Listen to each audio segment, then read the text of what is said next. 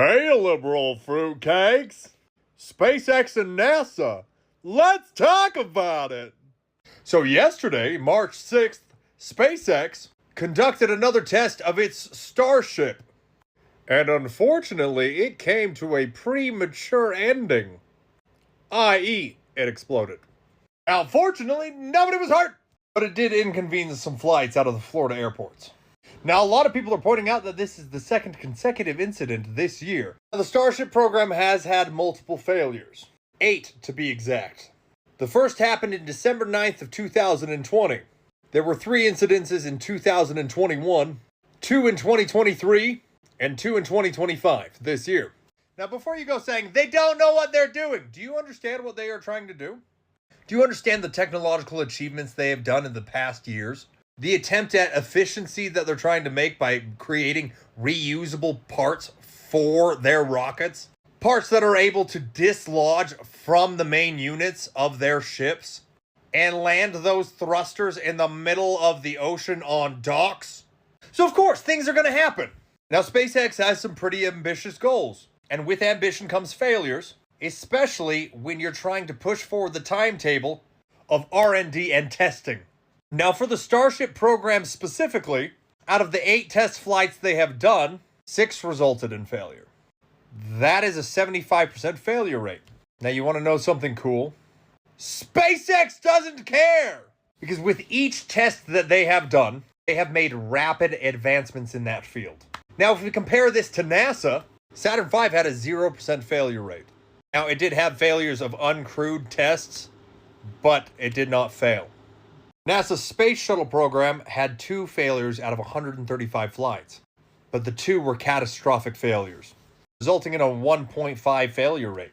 So NASA, who's been around for a long time in the industry, has had a lower failure rate. That's because NASA's whole job is to mitigate risk when it comes to the space industry, because there is a lot of government money tied up in NASA, i.e. 100% of its funding directly comes from the United States government. So they are going to make sure that they do everything they can to avoid catastrophic failures. SpaceX doesn't have to do that. Why? Because it's not really government funded. Now, I can hear you scratching at the screen saying, yes, they are! Not really. At least when it comes to testing. Now, NASA's budget last year was $25.4 billion. Billion with a B.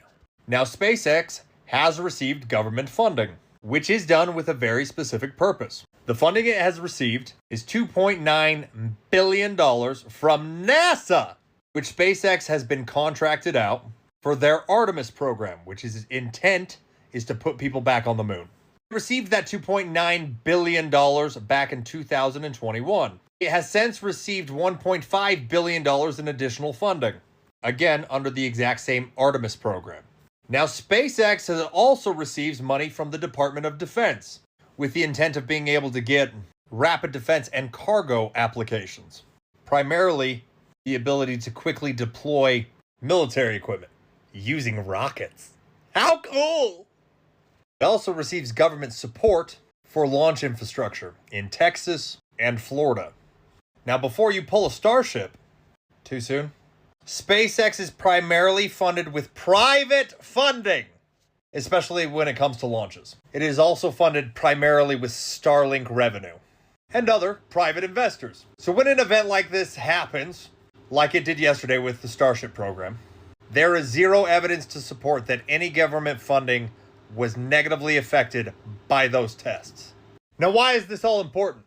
Why should the government continue to fund SpaceX? Because as a government entity, investing in programs via the private sector generally yield greater technological advancements faster than the government can do it. And it is important for the government to incentivize the private sector to innovate. If there has been no innovation recently, they should get defunded. But we'll talk about that in another video. Have a good day!